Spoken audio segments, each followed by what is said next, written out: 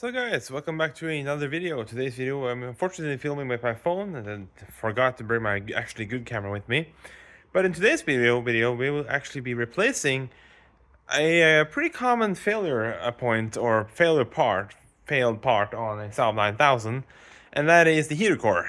This car has now done 380,500 kilometers exactly, and the Heatercore broke, I don't know, I probably started showing signs 3,000 kilometers ago, but it only did it when they on hard pools, like really hard pools, like high up in the RPM range when you generate a lot of heat, which can cause some temperature spikes in the cooling system that can actually increase the pressure, and well, that will cause a bad heater core to start leaking, and you could really smell it. I can tell you that much. Inside the car, it stank of coolant. I had to take out the carpets. I had to take out the insulation in the floor. Oh man, that was a big job. And in the last kilometers, it really got bad. Right before the Saab festival, unfortunately, the heater core ruptured. It just leaked all the time, and I had to pull the plugs in the floor to actually let the coolant leak out, and I had to flush the floor with water inside the car to actually get away all the coolant. It was a mess. So in today's video, we are actually going to be attempting to replace the heater core in this car. From what I heard, it's not that bad of a job. So we'll take a look at that. I bought a Nissan's heater core, which I found to be a good brand. I have bought the radiators from them before. Actually, my girlfriend's 900 has a Nissan's radiator, and has been totally fine. Actually, pretty good quality. And this was, as quoted on the site, heavy duty. So let's see how heavy duty it is. Let's see if it can take 1.5 bar of boost. Well, not the heater core itself, but you know, the whole system, the heat spikes, stuff like that. So let's see what we got inside this box here. So here we have the box itself. Nothing special about it. Opens like a kind of a shoebox kind of thing, and thankfully it did include gaskets, or the foam gasket that you put on the side to insulate it from not rattling around in there. And well, there it is. Nothing special about it. It has plastic end tanks. Well, that's pretty much it. Nothing to say really. Looks like a heater core to me. See if we can get this out without actually moving those straps there. Can I? Will it let me? Oh yes. There we go. We got some dents by being stored, but as long as it's not the coolant tanks, it'll be alright. Here's the manufacture date and the item number. So that's the part I'm installing. Purchased from a website, actually delivered. It's really slow this time. So my car has the cowl here already loosened because I've been so much in and out of here because of ECU mapping and stuff like that, and I don't have the possibility to map in the car yet, so I have to remove the ECU each time. So yeah, removing this is really simple. Just pull it. This simply just, when you release all the screws, lifts out. Disconnect the spray nozzles, the hoses. There we go. Looks like I've broken it. That is a drain. I do believe I did take care of the other one that was out of my other 9000. So I believe I have another one of those. This here is a fake firewall, and it's held in, by the looks of it, a 8mm right here. And on the other side, yeah, 8 here as well. So 2 8s. And I do believe this actually just slides right. Yeah, it looks like it's slotted right in here. It actually has a slot that sits in here. So 2 8s, and probably pull some wiring. So what I'm gonna do is disconnect this really securely fastened negative pole on the cable here. Just to make sure I don't spark around anything in here. ECU, super easy. Has a couple of clips on each side. Simply just lifts out like that. All right. Has a spare connector of some sort. Is that a CAN signaler or something? I don't know. And here is a wiring harness and stuff like that. So let me see if we can find the 8mm. So it's up on its side now. This part actually lifts right out, and it looks like I have to remove a, what is that, T25 Torx there. Another one down there. And if I'm guessing, well, no more by the looks of it. Nope. That one and that one right there. And perhaps the whole thing just lifts out. Oh, a Saab tool. I bet you that will fit. I'm using these kind of tools to demonstrate that you can do this exactly yourself in your own garage. These were not fastened really that tight, so I just stick that there. And yeah, neither was this. Almost seems like this has been out before.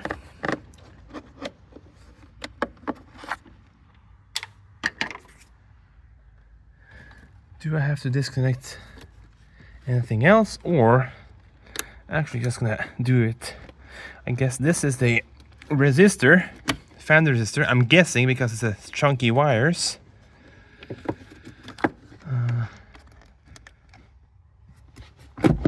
Yeah, there you go. Here is a connector here. I'm guessing that's the connector for the recirculation door. That's easy to pull out. And are there any more? Doesn't look like it. Oh, there you go. Pull out these things.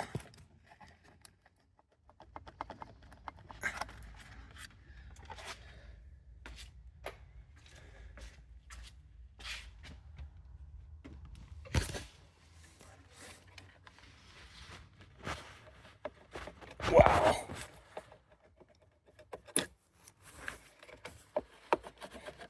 Spade connectors. And when they sit in a moist location like that for a while, yeah, they will stick. Now, can I remove this? Oh, probably have to remove this thing. Maybe. Actually, it just sits on top of the metal here. Kind of doesn't look like it.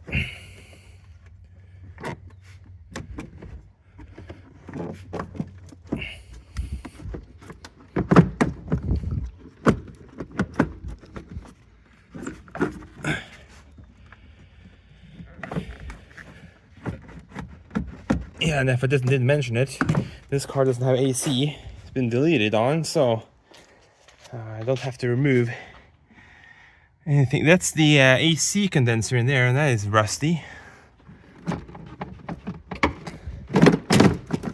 There we go.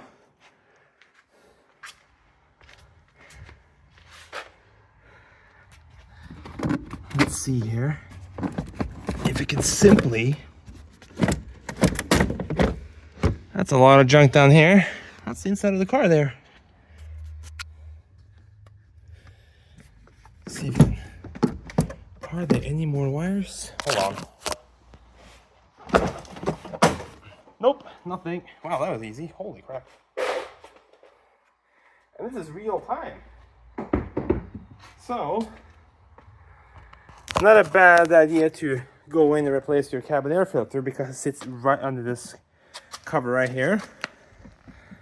So, yeah, that's the resistor for the fan. If you ever wonder why your car gets warmer inside when it's summer and you don't have AC, well, this is a heat sink. It dissipates heat from the fan resistor and shoves it into your car. So yeah, also there's your air filter right there. Looks to be in pretty good nick. This flapper here, it's a bit shot. That's how it is. I'm guessing that's the one that's shoved under the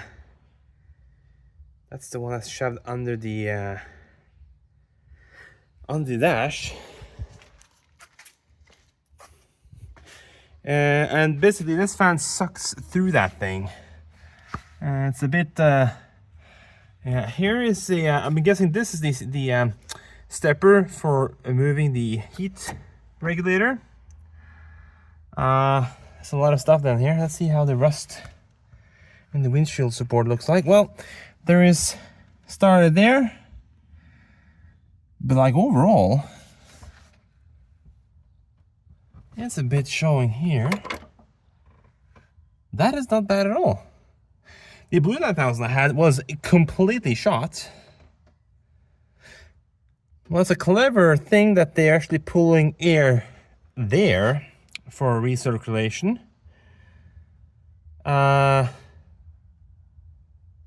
Simply because it actually pulls through the relays and stuff like that. They can heat up over time. Not bad, not bad. But I'm wondering, is that the flapper? Yeah, that's the flapper. Right there, there you go. So this is actually the blend door that closes and locks up and opens whenever you're going to pull air from inside the car or outside the car.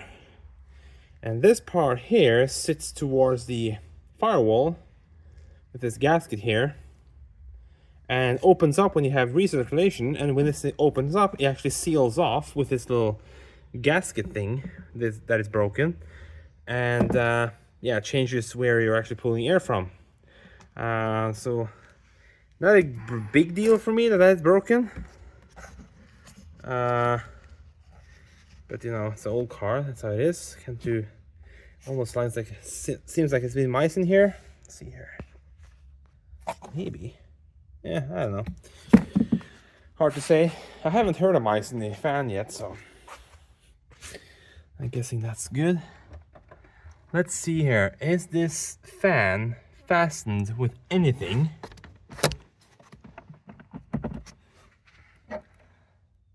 Almost sounds like it's clipped in place.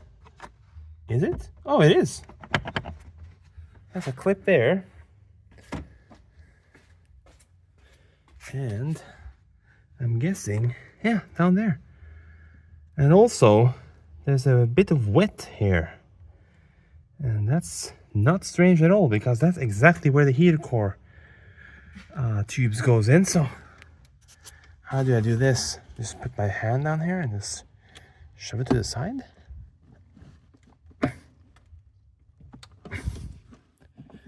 I'm guessing should this fan be removed from something, I don't know. I perhaps do need two hands. I need to pull with one hand and you need to undo that clip with the other, I guess. So I'll get right back to you there. Alright, so that was easy, having two hands. It does look like I need to pull off that arm, and I'm not sure if I can pull the arm straight out. No, probably not. So I have to undo this wire thingy here. How the heck is that fastened? It's just looped around there, and this clips. This clip here locks it on. Oh yeah, sure does. Remove that clip there, and I can probably pull that off. And I'm guessing that's pretty much it, except for actually the fan connector itself, which is here, which is easy enough. So pry that thing out, off. Not bad. I'm also gonna vacuum up all this crap down here, because that will cause rust. I'll tell you that much. So I'm gonna find myself a pair of pliers or something to see if I can rip that thing off. I could probably reuse it, because you can usually just bend them back and just shove it back on. So I'm gonna try that, see what happens. Easy enough. Just pry up that clip, locking clip, and this just comes straight out. And this also looks fine. You can see the remnants of coolant. Oh my god, all over that thing. I definitely have a heater core issue. Let's see how this looks. Oh wow, look how wet that is. Oh, here's the tube for that top piece. I do guess I'm seeing a leak right there. Couple of 7s there, or flathead, depending on how you want to do it. Alright, so let's see how this thing.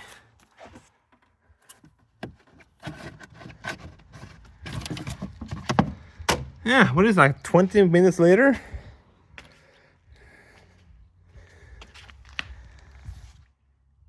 Oh wow. Guessing the end tank broke right here.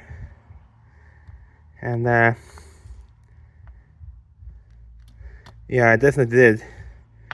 Kind of loosey-goosey. Oh man. What I'm going to do now is get myself a towel and some washing thingies and actually wash out this thing. Oh man, that is gonna smell bad. But that was not bad at all. Holy, that was easy. And why didn't come any coolant out? Well, simply because before I traveled to Trollhättan in Sweden to go to the Saab festival, I simply just looped the lines. Because it was already cut from before, because this car has earlier had a gas-powered parking heater. And I pulled out because I didn't want it, because I didn't have the remote for it either. So I didn't see the use for it. I pulled it right out. And where it was actually, where the hoses actually were tapped into, I simply just put a hose between those and looped them. And since they were on the same hose, for some reason, it didn't affect anything. So, probably traps the air bubble or something. But yeah, that was easy. Wow. Let's make sure this thing looks kind of the same. Yeah, already see it. Yeah. They are the exact same part. This thing has an arrow on it. This thing does not. But if I just put on these hoses exactly where they were, that should be a problem at all. Wow. I wonder if that is an OEM part.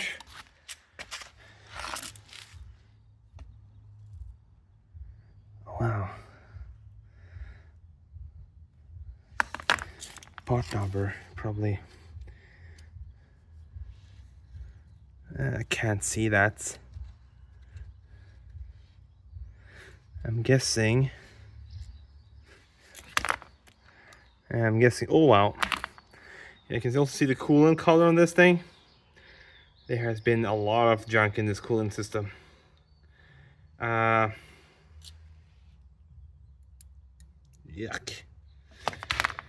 I do think that actually I can just take the hose and just flush out this box here, because I do believe it is tight. Yeah, it is tight, so I can flush it out and it will actually leak through this little gathering place here. But yeah, I mean installation is pretty much the exact same thing as installation or removal. There we go. Not bad at all. I will call this a DIY, definitely a DIY yourself at home project. No issues at all. Just note that if your car still has coolant in it, they will leak out. Thankfully, you have a place here for it to leak out, because this will actually just fall straight to the floor. And if you're actually running coolant, it's probably a good idea to catch that coolant, because animals like drinking this stuff because it tastes sweet, and they can actually die from it, which is not good. So yeah, this is definitely a DIY job you can do yourself. I do not want to remove this plastic here, just because I'm afraid to what I see underneath the windshield. But this windshield is coming out anyways, because I have a leak up here. I also found it out when I was in Sweden. I actually tried shoving tape over it, but you know, sun cooks the tape and makes it hard and brittle. So it kind of went a hole on it. You can see this thing just lifts out. And there is a hole under here that leaks in approximately this area here. Right down where I sit, which is very convenient. Also, there's a lot of rust here. It looks really bad. Trust me, this is not bad at all. I've seen the blue one that actually looks better than this. That looked better than this was way worse. And I've chopped away from this. I've chopped away all the loose paint, and this is still solid. But the windshield has detached in this area, so I do have to fabricate something new here in the future. I'm probably ripping out the window out before getting it back on the road, because this is actually due for inspection. It was actually due on Monday, like 2 days ago, and I haven't had time to fix it because I've had other projects. So repair that. I'm gonna rip out the windshield. I'm gonna try to keep it without actually damaging the windshield. That will probably be the best thing for me to do. If it breaks, well, easy enough. We have insurance here in Norway, so that will cover that. And you know, that's how it is. You have to pay like a $215 fee to actually get it replaced. That's kind of the fee to the insurance company. The rest they pay for, because replacing windshield is super expensive. I just learned that by replacing the windshield in the 9.3 cab we have, the convertible. So this should be pretty easy to remove. What I'm gonna try to do, windshield people are probably gonna disagree with what I'm gonna do, but since this windshield already loose in this corner here, I'm just gonna set a blade, and simply cut from the inside of the car as much of the glue I can get loose, and where I can't get to the glue, I will probably use some wire or something just to saw through it. So that's kind of my idea from that.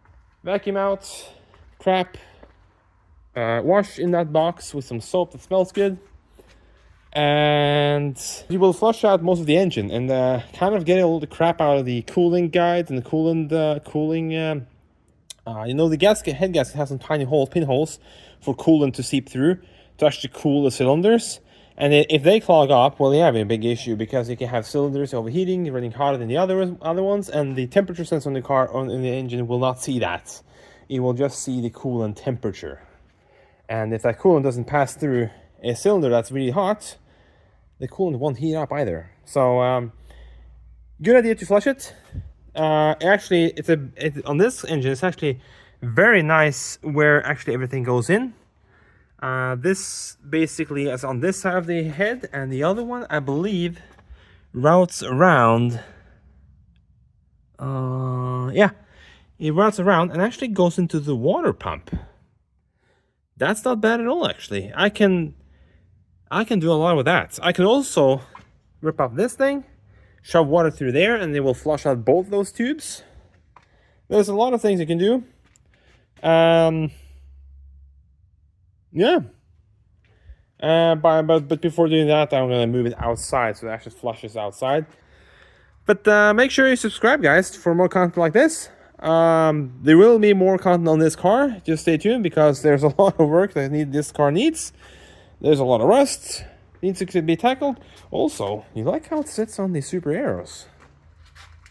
Kind of cool fitment, you know. With the lowered springs like that, man, that looks nice. I like it. But yeah, that's wing is going to be replaced, because I do have some up there. But yeah, I'm gonna get back to you in another video. Subscribe, leave a comment if you have any questions, and see you guys in another video. Take care.